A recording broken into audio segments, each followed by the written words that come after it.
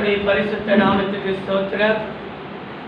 இந்த மாதத்தின் 2வது ஞாயிற்றுக்கிழமை சபையில் எப்போதுமே 2வது வாரம் கர்த்தருடைய திருப்பந்தியை ஆசரிக்கிற இந்த நாளிலே இன்றைக்கும் உங்களோடு இந்த ஆன்லைனில் உங்களோடு பேசவும், உங்களுக்கு ஜெபித்து அனுப்பவும், உங்களுக்காக தேவன் கொடுத்த தேவ செய்தியை ஒரு 15 நிமிஷம் நான் பேசி உங்களுக்கு அனுப்பி வைக்கிறேன்.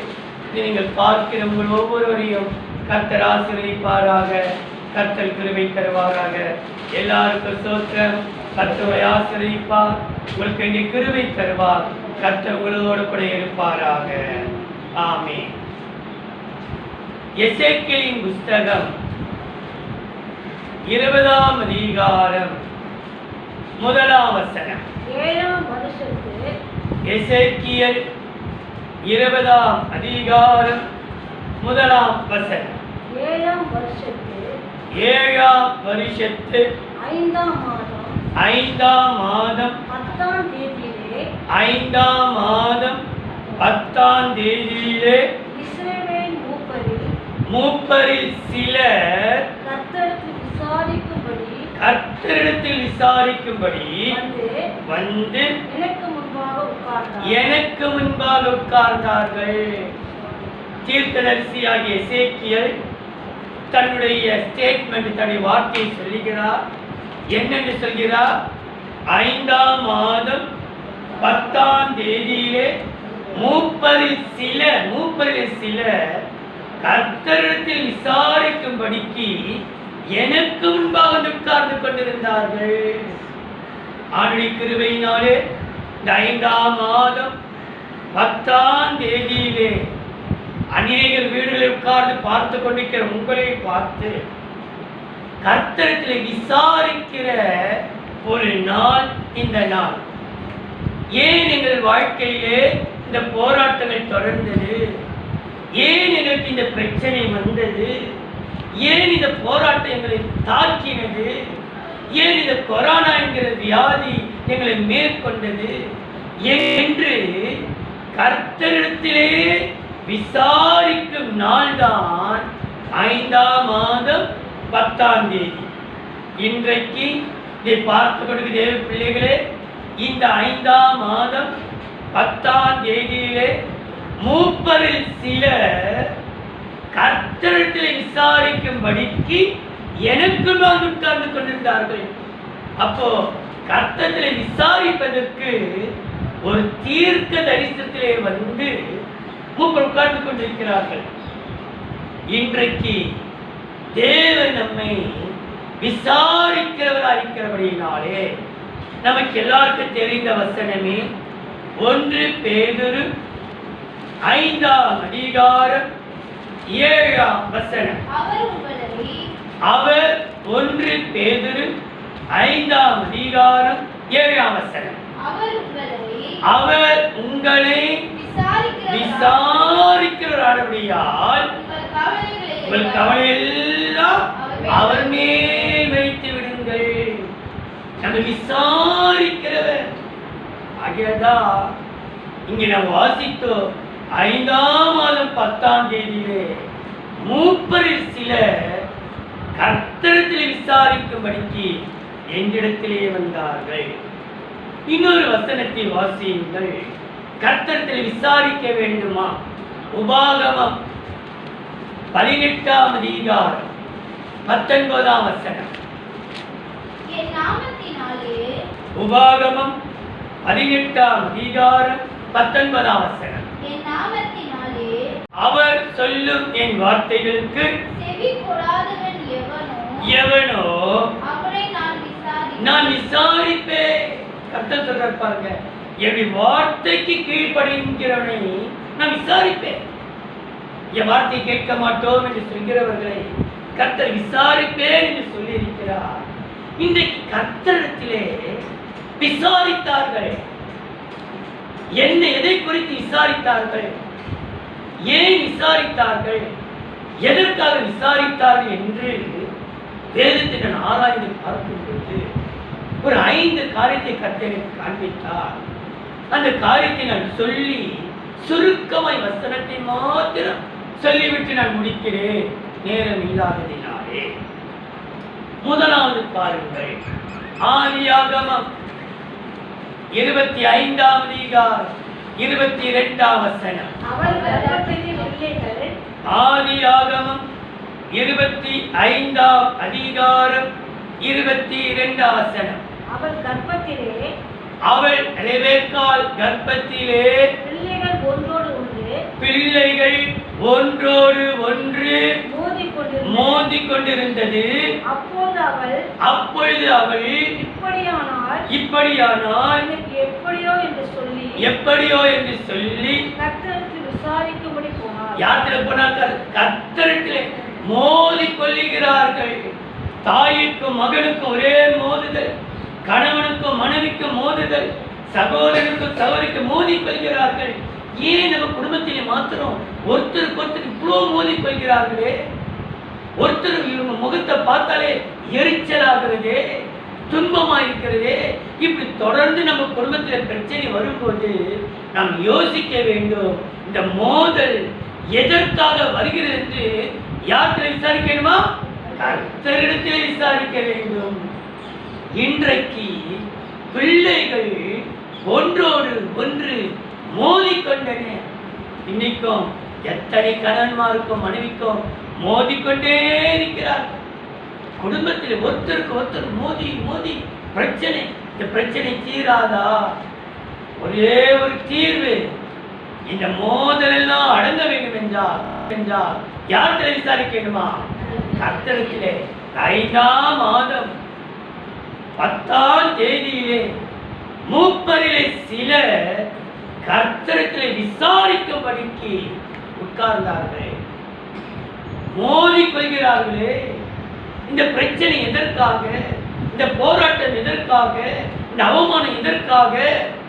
நீ கர்த்தரிடத்தில் விசாரிப்பாயானால் கர்த்தர் உனக்கு கிருபை தருவார். நமக்கு தெரிந்த வசனம், பிள்ளைகள் ஒன்றோடு மோதிக்கொண்டதை விசாரித்தபடியினாலே வசனம் சொல்கிறது. லூக்கா 1ஆம் அதிகாரம் 80ஆம் வசனம். அந்த பிள்ளை வளர்ந்து, கவனிங்கள், லூக்கா 1:80. அந்த பிள்ளை வளர்ந்து, அந்த பிள்ளைகள் வளர்ந்து ஆவியிலே பலன் கொண்டு. எதிலே பலன் கொள்கிறார்கள்? இந்த மோதலை தீர்ப்பதற்கு ஒருவருக்கொருவர் மோதிக்கொள்கிறார்களே. இந்த மோதல் தீர்ப்பதற்கு ஒரே ஒரு காரணம், உனக்கு என்ன பலன் இருக்க வேண்டும்? ஆவியின் பலன் இருக்குமானால் எந்த பிரச்சனை மேற்கொள்ள கர்த்தருக்கு கிருபை கொடுக்கவல்லவராக இருக்கிறார். மோதிக்கொள்ளட்டும், பிள்ளைகள் ஒருத்தர் ஒருத்தர் மோதிக்கொள்ளட்டும். ஆனா உனக்கு வேண்டியது என்ன தெரியுமா? கர்த்தரை விசாரிப்பாயானால் கர்த்தர் உனக்கு ஆவியின் பலனை கொடுக்கிறபடினாலே எல்லா மோதித்திலிருந்தும் உன்னை விடுதலையாக்க வல்லவராக இருக்கிறார். நீ கர்த்தத்திற்கே, ஆண்டவரே எங்கள் வாழ்க்கையில் இவ்வளவு மோதிக்கொள்கிறது, நாங்கள் ஒருவருக்கொருவர் குடும்பத்தில் ஒரே பிரச்சனை. இந்த பிரச்சனை தீர்வதற்கு ஒரே காரணம், நீ கர்த்தரிடத்திலே 5ஆம் மாதம் 10ஆம் தேதியிலே நீ விசாரிப்பாயானால் கர்த்தர் உனக்கு உன் மோதலை கர்த்தர் மாற்றி ஆவியின் பலனை கொடுக்க வல்லவராய் இருக்கிறார். நீ விசாரி. ஏன் உன் வாழ்க்கையில் போது இவர்கள் பிள்ளைகள் மோதிக்கொள்கிறது? விசாரி. கணவனுக்கோ மனைவிக்கே இப்ப அடிக்கடி மோதி, மாமனாருக்கோ மருமகளுக்கே இவளுக்கு பிரச்சனை. ஏன் கணவனுக்கு இவளுக்கு மோதல்? மோதிக்கொள்கிற போது கர்த்தர் சொல்கிறார், மகளே, என் மகனே, கர்த்தரை விசாரிக்கும் போது ஆவியின் பலனை கர்த்தர் தருவார். மோதி கொள்ளும் பொழுது கர்த்தரை விசாரி, கர்த்தர் ஆவியின் பலனை தருவார். இரண்டாவதா யாத்திராகமம் 18ஆம் அதிகாரம் 7ஆம் வசனம். அப்பொழுது மோசே, யாத்திராகமம் 18ஆம் அதிகாரம் 7ஆம் வசனம். அப்பொழுது மோசே தன் மாமனுக்கு எதிர்கொண்டு போய் அவனை வணங்கி முத்தம் செய்தான். ஒருவரை ஒருவர் எதை விசாரித்துக் கொண்டு? சுகமான சுக செய்தியை விசாரித்து 5ஆம் மாதம் 10ஆம் தேதியிலே சுக செய்தியை விசாரித்து இன்றைக்கு நீ சுகமாய் வாழ்கிறாயா என்று ஒருவருடைய கேட்பதில்லை. இந்த லாக் அவுட்டிலே 144ஆம் சட்டத்திலே அவர்கள் வீடுகளில் இருக்கும்போது இதுதான் சாக்கு என்று சொல்லி ஒருத்தருக்கு போன்ல கூட விசாரிக்காமல் ஒருத்தரையும் விசாரிக்காமல் தான் என்று வாழ்ந்து கொண்டிருக்கிற மக்கள் மத்தியிலே ஒருத்தரை பார்க்கவோ விசாரிக்கவோ சுக செய்தி விசாரிக்கவோ அவளுக்கு மனமில்லாமல் கடின இறுதி படித்து விட்டது. அந்த பிள்ளையே யார் விசாரிக்கிறார்கள் இல்லையோ 5ஆம் மாதம் 10ஆம் தேதியிலே சில கர்த்தத்தை விசாரிக்கும்படி எனக்கு வந்து உட்கார்ந்தார்கள். எதை விசாரிக்க? சுக செய்தி விசாரிக்க. இன்றைக்கு நமக்கு தேவன் சுக செய்தி யார் தெரியுமா விசாரிப்பார்கள்? எல்லாருக்கும் அதை கிருபை கர்த்தர் கொடுத்து விட மாட்டார். இந்த ஆத்ம பாரமும் கிருபை பெற்ற மாத்திரமே சுக செய்தியை விசாரிப்பார்கள். நீ ஒருத்தரை பார்த்து பிரதர் எப்படி இருக்கிறீர்கள், சிஸ்டர் எப்படி இருக்கிறீர்கள், உங்க குடும்பம் எப்படி இருக்கிறது, நீங்க என்ன செய்றீங்க, உங்களை விசாரித்து இருப்பாரனால் அவள் கிருபை பெற்றவர்கள். உங்களை விசாரிக்காமல் உங்களை பார்க்காமல் உங்களை வேண்டா வெறுப்பாய் ஒதுக்கி வைத்திருப்பானா என்னதான் அவங்க ஜெபத்தில் தரித்திருந்தாலும் அவங்க கிருபை பெறல என வசனம் சொல்கிறது. பாருங்கள், ஆதியாகமம் 43ஆம் அதிகாரம் 27 29. ஆதியாகமம் 43ஆம் அதிகாரம் 27ஆம் வசனம் 29ஆம் வசனம். அப்பொழுது அவன் யோசேப்பு சகோதரனுடைய யோசேப்பு கேட்கிறார், அவனுடைய சுக செய்தியை கவனிங்கள், சுக செய்தியை விசாரித்து உங்கள் தகப்பன் சுகமா இருக்கிறது. எப்படி விசாரிப்பார்? சுகமா பார்க்கல யாக்கோப்ப, உங்கள் தகப்பன் சுகமா இருக்கிறாரா, இன்னும் உயிரோடு இருக்கிறாரா விசாரித்தான். 29. அவன் தன் கண்களை ஏறெடுத்து தன் தாய் பெற்ற குமாரனாகிய பென்யமீனை கண்டு நீங்கள் எனக்கு சொன்ன உங்கள் இளைய சகோதரன் இவன்தானா என்று கேட்டு, மகனே உனக்கு கிருபை செய்ய இவன் கிருபை பெற்றபடினால் தான் மற்றவன் சொல்ற உனக்கு அந்த கிருபை தருவாராக. தேவ இது கேட்டுக் கொடுக்க தேவ பிள்ளையே, என்னை யாருமே விசாரிக்கல பாஸ்டர், என்னை யாருமே கண்டு கொள்ளல, என்னை என்ன ஏதுன்னு விசாரிக்க நினைச்சினா அவங்க கிருபை பெற்றவள் அல்ல. இயேசு கிறிஸ்து நாமத்தில் சொல்கிறேன், ஒரு சகோதரன் தன் குடும்பத்தையோ தூரத்தில் இருக்கிறவர்களையோ அருகில் இருக்கிறவரை விசாரித்தன் மாத்திரமே அவன் கிருபை பெற்றவன். இன்னைக்கு சொல்லுகிறேன், இன்னைக்கு சுக செய்தியை விசாரிக்கும்படி கர்த்தத்தில் உட்கார்ந்தார்கள். இந்த சுக செய்தி நமக்கு கிருபையை என்ன செய்யுமா? கொடுக்க செய்யும். கிருபையை ஒவ்வொரு நாள் கிருபை செய்ய கடவுள் உனக்கு கிருபை மேல் கிருபையை கர்த்தர் ஊற்றிக் கொண்டே இருப்பான்.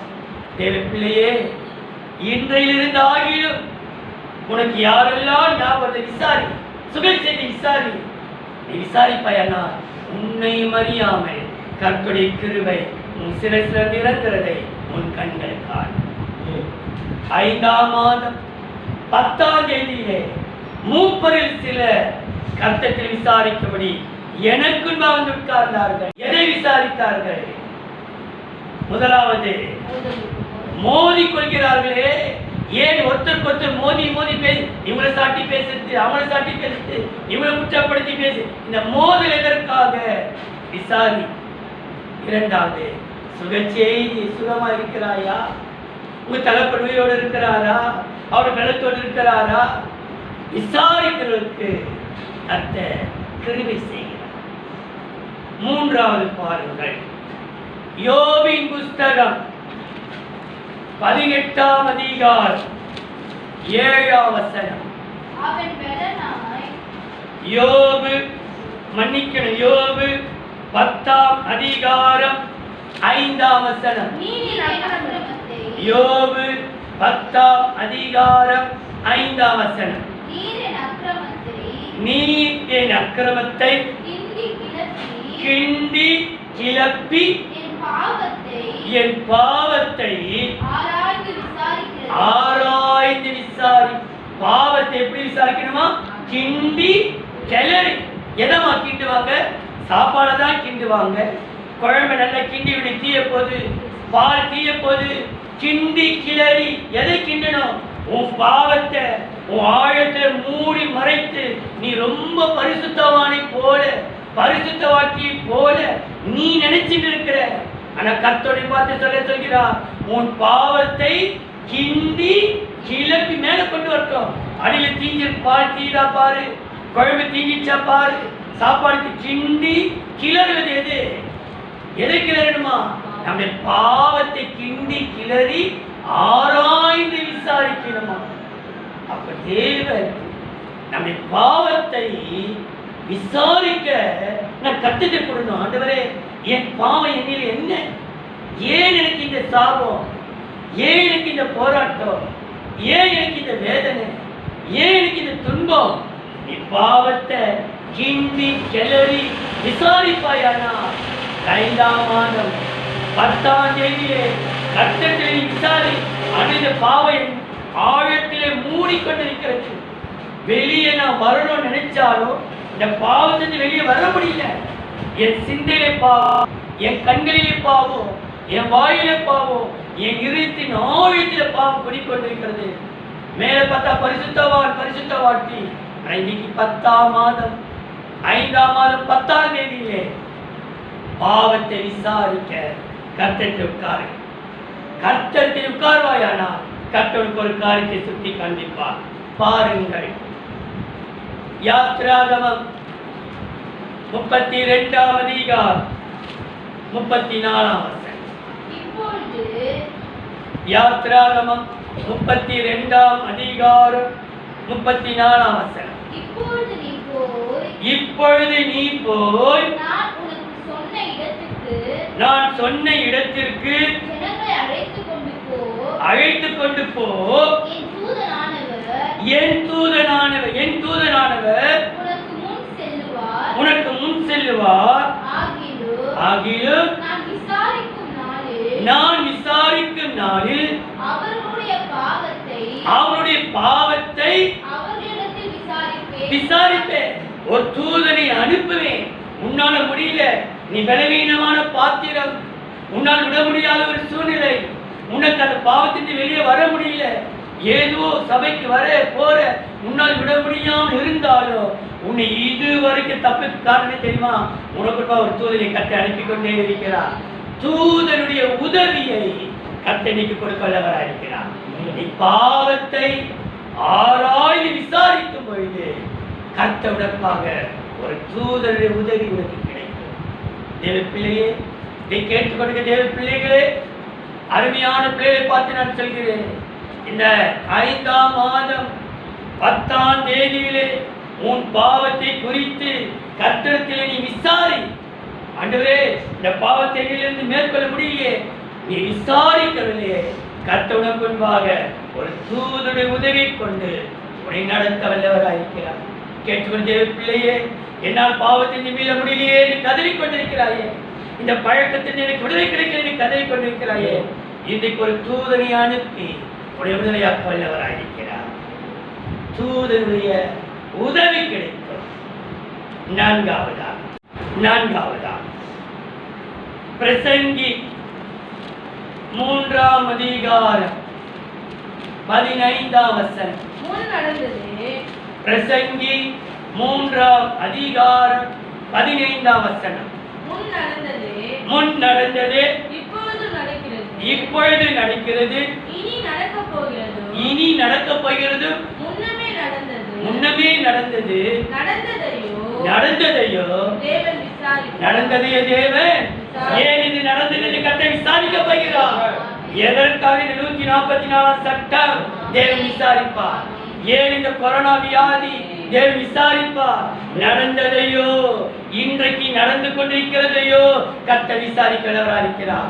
3ஆம் 4ஆம் தலைமுறை மட்டும் மகனே, கேட்டுக்கொண்டிருக்கிற மகளே, இந்த யூடியூப்ல பார்க்கிற மக்களே, நடந்து கொண்டிருக்கிற காரியத்தை விசாரிக்க அவர் வல்லவராக இருக்கிறார். ஏன் எனக்கு மாத்திரம் இது நடந்தது? எதற்காக என் குடும்பத்தை மாத்திரம் நடந்தது? எனக்கு மாத்திரம் இந்த அழிவு வந்தது? ஏன் இந்த பிரச்சனை வந்தது? நீ புலம்பிக் கொண்டிருக்கிற இல்லையா? நடந்ததை கர்த்தர் விசாரிக்க வல்லவராக இருக்கிறார். 5ஆம் மாதம் 10ஆம் தேதியிலே நடந்ததை அவர் விசாரிப்பார். இதை குறித்து ஒரு நாளைக்கு நான் செய்தி கொடுப்பேன். ஏனென்றால் நம்ம இப்போ சொல்கிறோம், இனிமேல் நடக்க போகிறதும் ஏற்கனவே நடந்துதான். நம்மளாம் ஏசி இப்பதான் வந்தது இல்லை. வசனம் சொல்கிறது 2000 முன்பாகவே ஒரு ராஜா குளிர்ச்சியான அறையில் இருந்தான்னு சொல்லப்பட்டிருக்கிறது. அது மாதிரி இப்போது நம்ம சொல்றோம் டேபிள் சேர் உட்காந்து சாப்பிடுறது ஃபேஷன் டேபிள் சேர். ஆனா வசனம் சொல்கிறது மேஜையின் துணிக்கை கீழே விழுமே.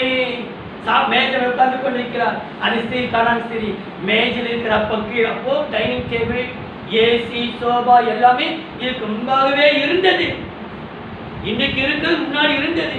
இனிமேல் புது புது பேஷன் வரத்து கூட ஏற்கனவே இருந்ததான் பேஷனை கற்றுக்கொண்டு வரப்படுகிறார். ஆகையினாலே நடந்ததை கர்த்தர் விசாரிப்பார். இந்த செய்தியை கர்த்தர் சித்தவனால் ஒரு நாள் இந்த வசனத்தை குறித்து நான் பேசுகிறேன். நடந்ததை விசாரிப்பார். நம்ம கேட்கல, எதற்காக கர்த்தர் அனுமதித்தார்? சபையெல்லாம் மூடினது.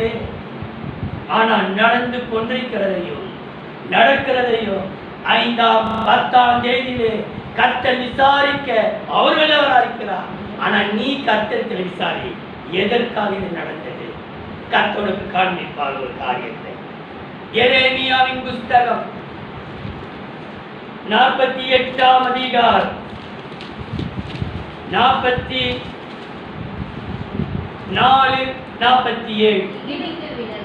கவனிங்கள். எரேமியா 48ஆம் அதிகாரம் 44ஆம் வசனத்தையும் 47ஆம் வசனத்தையும் வாசிக்க கேட்கலாம். திகிலுக்கு விலக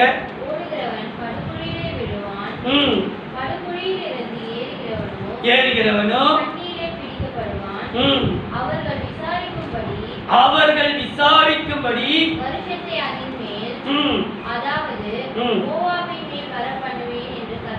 விசாரிக்கு முன் நடந்ததை விசாரிப்பேன் என்று கர்த்தர் சொல்கிறார். எதற்காக சொல்கிறார்? 49ஆம் வசனம் 47 ஆனாலும் கடைசி நாட்களில் திருப்புவே. சிறையிருப்பை திருப்புவதற்காகத்தான் இன்னைக்கு கர்த்தர் விசாரித்துக் கொண்டிருக்கிறார். நம்முடைய சிறையிருப்பு மாறும். இந்த சிறையிருப்பை மாற்ற கர்த்தர் வல்லவராயிருக்கிறார். இனி நீ கடங்காரியா இருப்பதில்லை, இனி நீ நோயாளியா இருப்பதில்லை, இனி நீ தரித்திரப்பட்டவளா இருப்பதில்லை, இனி உன் வாழ்க்கை எல்லாமே சோதனை இல்லை. உனக்கு கர்த்தர் சிறையிருப்பை மாற்ற வல்லவராயிருக்கிறார். சிறையிருப்பை மாற்ற அவர் வல்லவர். காரணம், நடந்ததை விசாரித்து சிறையிருப்பை அவர் மாற்றி. கடைசியா 5ஆவதா அப்போஸ்தலர் 4ஆம் அதிகாரம் 9-10. பினியால் அப்போஸ்தலர் 4ஆம் அதிகாரம் 9-10. 9ஆம் வசனத்தை மாத்திர வாசிக்க கேட்கலாம். பினியாலியா இருந்த இந்த மனுஷனுக்கு செய்யப்பட்ட உபகாரத்தை குறித்து எதினாலே இவன் ஆரோக்கியமானான் என்று நீங்கள்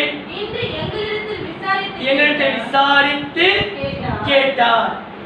ஆரோக்கியமானான் என்பதை விசாரித்து. கர்த்தர் இன்றைக்கு எத்தனை ஆச்சரியப்படுகிற அளவுக்கு இந்த கொரோனா வைரஸிலிருந்து ஆச்சரியத்தை சுகத்தை கொடுத்துக் கொண்டிருக்கிறார். இந்திய தேசத்தை கர்த்தர் கிருபையாய் பாதுகாத்திருக்கிறார். தமிழ்நாட்டை பாதுகாத்திருக்கிறார். இந்த சென்னையை கர்த்தர் பாதுகாத்திருக்கிறார். இதை கேட்டவன் எத்தனையோ மக்களுக்கு ஜீவன் போகாத அளவுக்கு ஆரோக்கியத்தை கொடுத்திருக்கிறார். ஆரோக்கியமானதுக்கு விசாரித்து இன்னைக்கு நாம் ஆரோக்கியமானதை நான் விசாரிக்க கர்த்தர், ஆண்டவரே எனக்கு எவ்வளோ பலவீனம் இருந்தது, ஆனா நான் இன்னைக்கு பெலனா இருக்கிறேனப்பா. 5ஆம் மாதம் 10ஆம் தேதியிலே ஆரோக்கியமானதை நீ விசாரிப்பாயானால் கர்த்தர் ஒரு காரியத்தை காட்டுகிறார் பாருங்கள். 1 பேதுரு 3ஆம் அதிகாரம் 15ஆம் வசனம். கர்த்தராகிய தேவனே 1 பேதுரு 3ஆம் அதிகாரம் 15ஆம் வசனம். கர்த்தராகிய தேவனே உங்கள் இருதயங்களில் பரிசுத்தம் பண்ணுங்கள். உங்கள் கர்த்தராகிய தேவனை உங்கள் இருதயங்களில் பரிசுத்தம் பண்ணுங்கள். உங்களில் இருக்கிற நம்பிக்கை குறித்து உங்களிடத்தில் விசாரித்து கேட்கிறவரும் யார் கேட்கிறார்? உங்களை விசாரித்து கேட்கிறார். உங்களை பரிசுத்தம் பண்ண திருப்பந்தி ஆசரிக்கப்படுகிற நம்மை ஆரோக்கியமானதை குறித்து எப்படி நீ சுத்தமாக்கப்பட்டாய், உன்னுடைய சரி எப்படி ஆரோக்கியமானது கர்த்தரிடத்திலே நான் கர்த்தரை விசாரித்தேன். கர்த்தரை இதயத்தை பரிசுத்தமாக்கி அவர் பரிசுத்தப்படுத்துவார். 5ஆம் மாதம் 10ஆம் தேதி 30 சிலர் என்னிடத்தில் கர்த்தரை விசாரிக்கும்படி என்னிடத்தில் இருக்கிறார்கள். எதை விசாரித்தார்கள்? மோதிக் கொள்கிறதை விசாரித்தார்கள். ஆவிங்களை பெற்றுக்கொண்டார்கள். சுகச்செய்தியை விசாரித்தார்கள். கிருபை பெற்றுக்கொண்டார்கள். பாவத்தை விசாரித்தார்கள். தூதருடைய உதவி பெற்றுக்கொண்டார்கள். நடந்து கொண்டிருக்கிறதை விசாரித்தார்கள். சிறையிருப்பை மாற்றிக்கொண்டார்கள். ஆரோக்கியத்தை விசாரித்தார்கள். பரிசுத்தத்தை பெற்றுக்கொண்டார்கள். இப்பொழுதும் உங்களுக்காகவும் பிறநாள் பிள்ளைகளுக்காகவும் திருமண தம்பதிகளுக்காகவும் நான் ஜெபிக்க முடிக்கிறேன். இன்றைக்கு பிறநாள் பிள்ளைகள் திருமண தம்பதிகளுக்காகவும், நாளைக்கு சிஸ்டர் குட்டிமா